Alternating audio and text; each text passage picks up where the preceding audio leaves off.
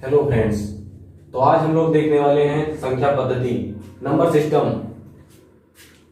क्या होती है प्राकृतिक संख्याएं, पूर्ण संख्याएं, परिमेय संख्या और अपरिमेय संख्याएं। कोई भी कंफ्यूजन होगा तो आज हो जाएगा आपका दूर। देख लीजिए पहले प्राकृतिक संख्याएं। आप ऐसा समझिए कि जब मनुष्य धरती पर आया होगा, कुछ सोच समझ विकसित हुई होगी, उसने कुछ गिनना शुरू किया होगा, तो उसने 1 2 3 4 गिना होगा। और हम लोग देखते हैं जो बच्चे भी गिनते हैं 1 2 3 4 5, यानी जो 1 से स्टार्ट करके अनंत तक संख्याएं जाती हैं वह प्राकृतिक संख्याएं होती हैं। और उन प्राकृतिक संख्याओं में ही अगर हम शून्य को सम्मिलित कर लेते हैं तो वे पूर्ण संख्याएं हो जाती हैं, जिसे इंग्लिश में होल नंबर्स कहते हैं। यानी जो प्राकृतिक संख्याएं 1 2 3 4 5 से लेकर इनफाइनाइट तक थी, अनंत तक, उनमें अगर हम जीरो को सम्मिलित कर लें तो वे पूर्ण संख्याएं बन जाती हैं। अगला हम देखते हैं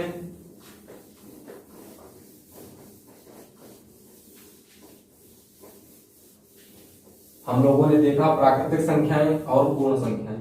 अब हम लोग देखने वाले हैं पूर्णांक, जिसे इंग्लिश में इंटीजर कहते हैं।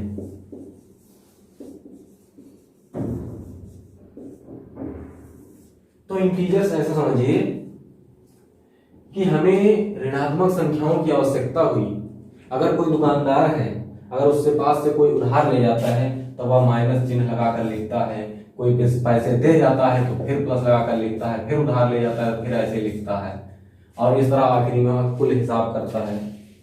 कुछ ऋणात्मक संख्याओं की हमें आवश्यकता हुई और विकास हुआ। तो माइनस इनफाइनाइट से लेकर और जीरो को सम्मिलित करते हुए जो प्राकृतिक संख्याएं थी वो सभी पूर्णांक बनी। यानी जिसमें शून्य भी होगा और प्राकृतिक संख्याएं भी होंगी, और प्राकृतिक संख्याओं के संगत ऋणात्मक संख्याएं जो होंगी वह सभी मिलकर पूर्णांक कहलाएंगी। यानी अब सभी हम क्या हो गए, पूर्ण हो गए, पूरे हो गए। इसके बिना ये सब अधूरे थे, ऋणात्मक संख्याओं के बिना। अब यानी ऋणात्मक संख्याएं, शून्य और प्राकृतिक संख्याएं, ये तीनों को मिलाकर पूर्णांक बनते हैं। अब हम अगला टाइप देखने वाले हैं, सम संख्याएं क्या होती हैं और विषम संख्याएं क्या होती हैं। देखिएगा इधर, सम संख्याएं, जिसे इंग्लिश में इवन नंबर्स भी कहते हैं। इवन नंबर्स, तो वे पूर्णांक, ध्यान दीजिएगा मैंने पूर्णांक कहा है, वह पूर्णांक, वे पूर्णांक जो जिन्हें अगर हम 2 से भाग दें तो शेषफल शून्य आता है। जैसे कि देखिएगा 2 है, 4 है, 6 है, 8 है, इसमें से कोई भी हम संख्या लेते हैं। जैसे 8 है, 8 को हमने 2 से भाग किया, 2 चौके 8, शेषफल कितना आया, शून्य। इसका मतलब 8 जो है क्या है, सम संख्या है। यानी वे संख्याएं जिन्हें अगर हम 2 से भाग करते हैं तो शेषफल शून्य आता है, वह सम संख्याएं कहलाती हैं। फिर आती हम लोगों के पास है विषम संख्याएं। विषम संख्याओं को हम इंग्लिश में कहते हैं ऑड नंबर्स।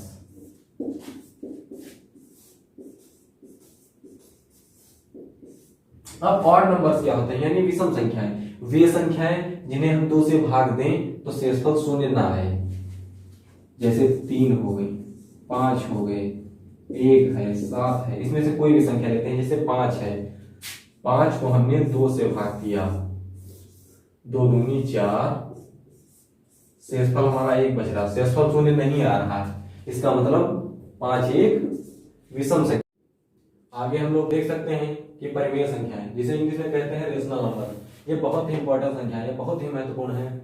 ऐसी संख्याएं जिन्हें हम P/Q के रूप में लिख सकते हैं, और इसके साथ ही 2 शर्तें होती हैं कि P और Q इन दोनों को क्या होना चाहिए, पूर्णांक होना चाहिए। ये दोनों क्या होने चाहिए, पूर्णांक होने चाहिए। पूर्णांक के अलावा होंगे तो ये परिमेय संख्याएं नहीं होंगी। और एक शर्त होती है कि Q जो है वो 0 नहीं होना चाहिए। अब आप एग्जाम्पल ले सकते हैं, जैसे 2/3। आप इसमें देखिए, जो बटे में है इसको अंश बोलते हैं, इसे हर बोलते हैं। ये अंश है, ये हर है। ये देखिए इसका हर जो है क्यों, क्या 0 है, नहीं है। और इसका P और Q यानी अंश और हर दोनों क्या है, पूर्णांक। हम लोगों ने अभी पढ़ा है, 2 और 3 क्या है, पूर्णांक। अब जैसे हमारे पास 4 है तो क्या ये परिमेय संख्या है, बिल्कुल है। इसके बटे हम 1 लिख सकते हैं। अब ये भी पूर्णांक है, ये भी पूर्णांक है और इसके हर में शून्य नहीं है, अतः यह एक परिमेय संख्या है। अब हम लोग समझते हैं अपरिमेय संख्या क्या होती है। अपरिमेय संख्या बिल्कुल इसका उल्टा हो जाएगी, समझते हैं अभी। अपरिमेय संख्या इंग्लिश में इसे बोलते हैं इर्रेशनल नंबर। ऐसी संख्याएं जो p/q के फॉर्म में ना लिखी जा सके वो अपरिमेय संख्या है। जैसे पाई को हम p/q के फॉर्म में नहीं लिख सकते। क्यों नहीं लिख सकते, देखिएगा इधर पाई की वैल्यू क्या होती है, अप्रॉक्स वैल्यू होती है 3.14।